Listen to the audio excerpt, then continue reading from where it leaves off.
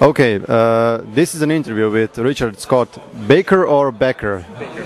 Bakker, okay. That was the question on some of our minds. Yeah. Okay, this is your first time in Zagreb. Yeah. Oh yeah. How do you feel? Overwhelmed by the graciousness and I don't know, interestingness of our host so far. It's been really cool, very cool. Okay, so you mostly write fantasy novels, right? So what makes your books different from all other fantasy ones? What I do is I try to embrace the form, the classic generic form of the fantasy novel, but stuff it with as much subversive content, you might say. So my books tend to be more philosophical, perhaps somewhat more lyrical, and some of the types of expectations that fantasy readers bring to fantasy books, I don't actually carry through with. So I frustrate some expectations, challenge other expectations, and at the same time fully fulfill basic generic expectations. Okay. According to you, what are the good and the bad sides of the fantasy these days? Well, the good side of fantasy is that it actually, I mean, it's a cultural form that reaches out to a variety of different readers from different types of backgrounds. So, say, as opposed to literary fiction. Literary fiction generally appeals to people who have the same education, the same politics, the same basic template of attitudes and beliefs. Fantasy readers come from all over the map. You have fantasy readers that are left-wing politically, right-wing politically. Fantasy readers come in all shapes and sizes, which means that fantasy readers are readers that you can argue with as a writer. And to me, that's what all literature is about. Without argument, there's no literature. Which is to say, I don't think literary mainstream fiction argues with anyone anymore. And the bad sides? The bad side, well, the bad side is that what happens when you have a form or a formula, there's a tendency to sort of, I don't know, give oneself over to it, so that you basically become in the business of just simply repeating the same thing over and over again. I mean, that's only bad, you know, if you actually look at form as a mass product as opposed to an opportunity, but as a type of production. The second Apocalypse series is getting bigger and bigger. 3 planned books, have now 7 of them. Have you ever been intimidated by the size of the whole story? I mean, it's one of these things. I mean, it's like, imagine writing an essay that took 10 years to write. I mean, it's absolutely crazy when I think about it. I don't know. When I was a kid, I'd get big ideas, and this was probably the biggest idea I ever had. And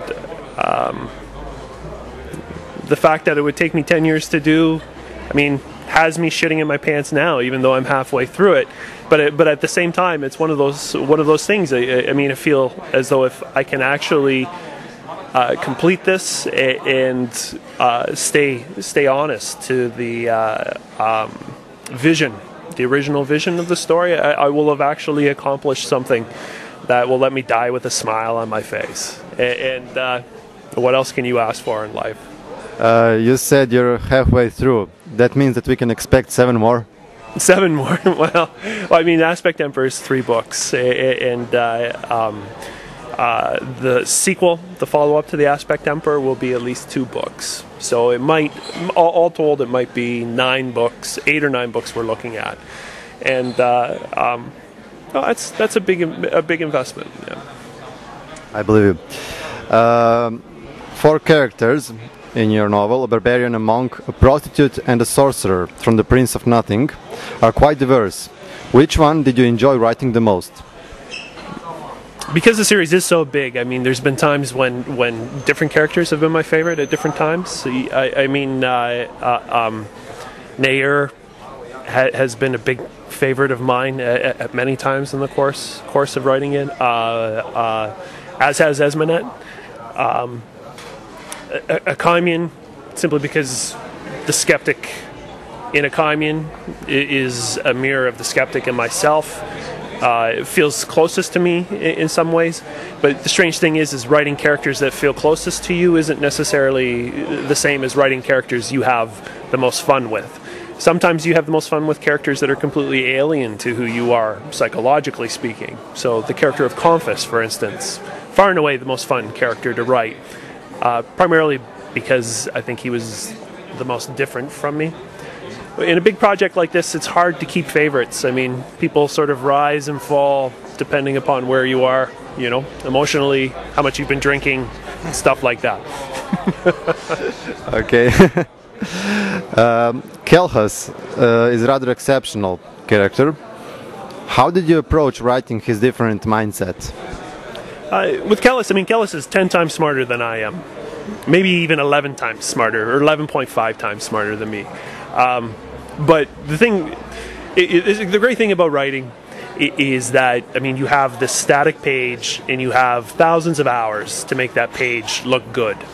And so, you know, about 20 minutes will pass of story time, and you have 1,000 hours to make that 20 minutes pass. Well, actually, you don't have 1,000 hours, but you get the point. There's this huge disconnect. So with Kellis, I mean, really, all I would do is I actually call it the shit on the wall strategy. I would just basically come up with shit, and I throw it at the wall. And the stuff that stuck, right? The stuff that sounded really, really smart, I would go with, and the stuff that sounded really, really stupid, I would cut, right? And it means that those sections are a lot of work, But I think combination of being patient and very, very self-critical it enabled me to pull Kellis off as well as I was able to, anyways. Like I say, just throwing shit at the wall and seeing what stuck. In your book Neuropath, you go to the grips with different genre, namely thriller. What does it feel like to write out the SF genre, especially out the whole world you've created? Yeah, I mean, it was. You need a break every once in a while. I mean, what happens with when you write a huge fantasy series? And you actually see this. When I follow other fantasy series, it feels like I can actually see this happening. I mean, it's fatigue. You get fatigued with it. You spend thousands of hours working on something that takes a reader 10 hours, 20 hours to read. And you just sometimes need to take a step back. And Neuropath was my step back. And it was very, very refreshing in a lot of ways. I think I'll always be a fantasy writer at heart. I mean, it wasn't long, you know, actually probably just a few chapters into Neuropath where I found myself jonesing to write the fantasy again. But it was a refreshing break and a needed break. It just needed to talk in a different voice for a while. You get sick of yourself in this business. Trust me. I can trust.